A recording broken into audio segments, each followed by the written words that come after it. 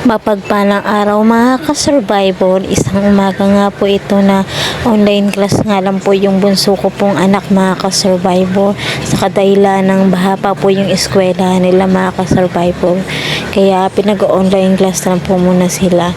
Pag ganyan pong nag-online class po ang ka-survival, talagang tinuturuan ko rin po siya kung ano yung gagawin niya po, kasi kailangan po talaga ng guide po ng nakakatanda o magulang po mga ka-survival pag ganyang online class, para po kasi ikaw na yung magsisilbing teacher niya po mga ka-survivor po sa bahay. Pero sa bilang magulang po, mahirap din po maging guro ng sarili mo pong anak pasamantala, kasi minsan po hindi kayo nagkakasundo, minsan yung may time na tamad po siyang ipagawa yung mga activities po. Kahit ganun pa man po mga ka-survivor, na medyo makulit nga po ang anak kong bunso na yan, mahal na mahal ko po silang dalawa ng ate niya. Siguro po ang survivor, sila po yung binigay na lakas ng Panginoon Diyos sa akin, dahil alam ng Diyos na ayoko pa silang iwanan. Kaya hiniling ko talaga sa Panginoon Diyos na bigyan pa po ako ng buhay para po sa kanila mga ka-survivor. Kahit feeling ko minsan mga ka-survivor na napapagod na po ako mga ka-survivor, parang feeling ko po nag-iisa na lang po ako mga ka-survivor. Sila po yung mga binibigay po ni Lord sa akin para maging dahilan na magpatuloy pa po ako sa buhay ko mga ka-survivor. Kaya mahal na mahal ko po yung mga anak ko na yan mga ka-survivor.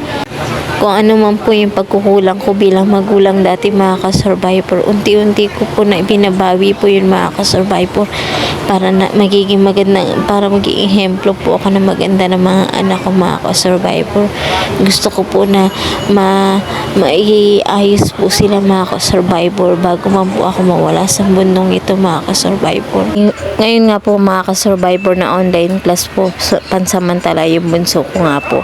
Sa umaga po niya, para din po siya nag-aaral, kasi alas 8 po nang i-start po kami para po dun sa online class niya po, para gawin po yung mga activities niya po na isinesend po ng teacher nila sa GC po nila.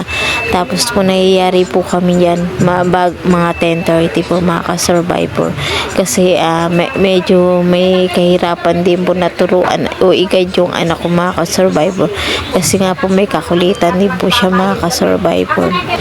Pagkatapos nga po namin mga ka-survivor mag-online class po dyan, ipansamantala po na kung gagaya ko muna ako na makakain po namin mga ka-survivor, kasi mamayang hapon po mga alauna mag-i-start po kami, para din po siya nasa eskwela niyan mga ka-survivor, kasi nga po may pinapasa po na mga activities na kailangan po nilang gawin. Kaya sa awa naman at tulong na Panginoon Diyos, sumusunod naman po yung anak niya sa akin.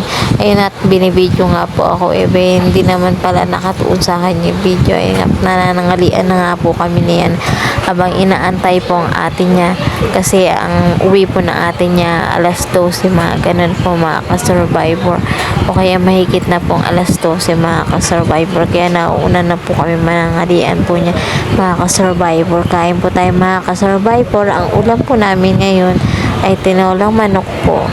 Dapat ka nagagalit sa akin.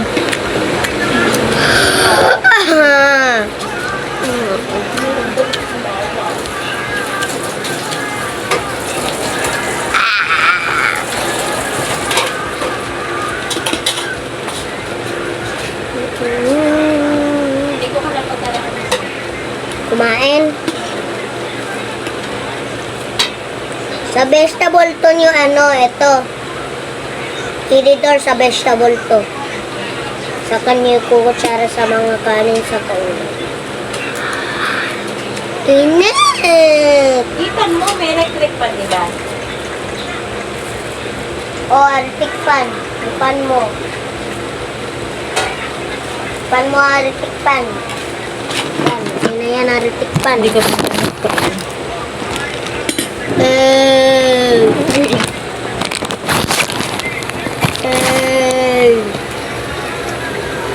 Maganda buhay.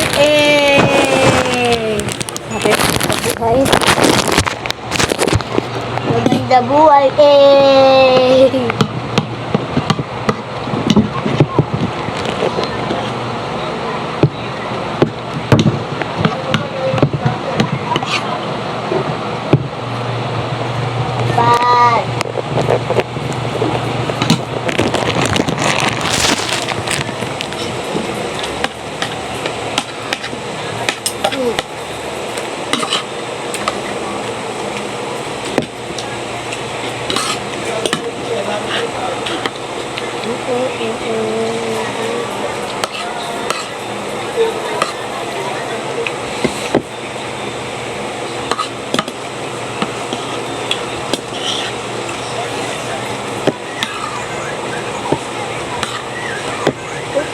Pigeon cat.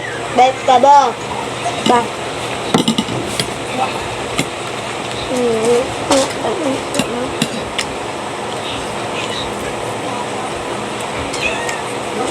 Ba! Ma, meron na nag-chat sa'yo. May nag-chat.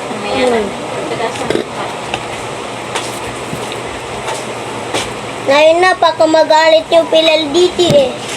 Kasi nasa yung lagi sa ito. Iyak na lang ako. Kasi kinukuha ko lang. Kinatapusin mo na yung pagkain mo. Eh, paano ko ito tiimay? Ah, Kasi medyo bobo ka sa lahat ng bagay. O, yan. O, diba himay mo na? Fast forward nga po mga ka-survivor, mga alauna na nga po niyan mga ka-survivor, ay nag-umpisa po ulit kami ng online class po ng anak ko mga ka-survivor, kasi hindi pa rin po talaga sila makakapasok kay mga ka-survivor dahil baha pa po talaga yung yung loob po ng eskwelahan po nila mga ka-survivor. ram. Basahin mo muna. Basahin mo muna to. Ka. Sa lahat ng kahinaan ko, sila ang patuloy na nagiging lakas ko na binibigay ng Panginoon Diyos para magpatuloy ako sa buhay kong ito. Kaya, kailangan bumangon po ako para sa kanila dahil sila lang po ang inspirasyon ko sa buhay kung ito mga ka-survivor. Nawawa mga ka-survivor, itong pagbablog ko na po na ito mga ka-survivor ay ito po yung maging daan po namin at loobin po ng Panginoon Diyos mga ka-survivor na maayos po ang buhay ng mga anak ko po mga ka-survivor bago man po ako mawala dito sa mundong ito mga ka-survivor. At kung wala man po ako sa tabi nila, makikita po nila na nagsumika pa ako para sa kanila bago man po ako umalis dito sa mundo mga ka-survivor. Na sa bawat pagsusumika po natin mga ka-survivor, unahin po natin ang kalooban ng Panginoon Diyos mga ka-survivor. Ayun lamang po sa ngayon araw mga ka-survivor. Salamat po sa panonood. God bless.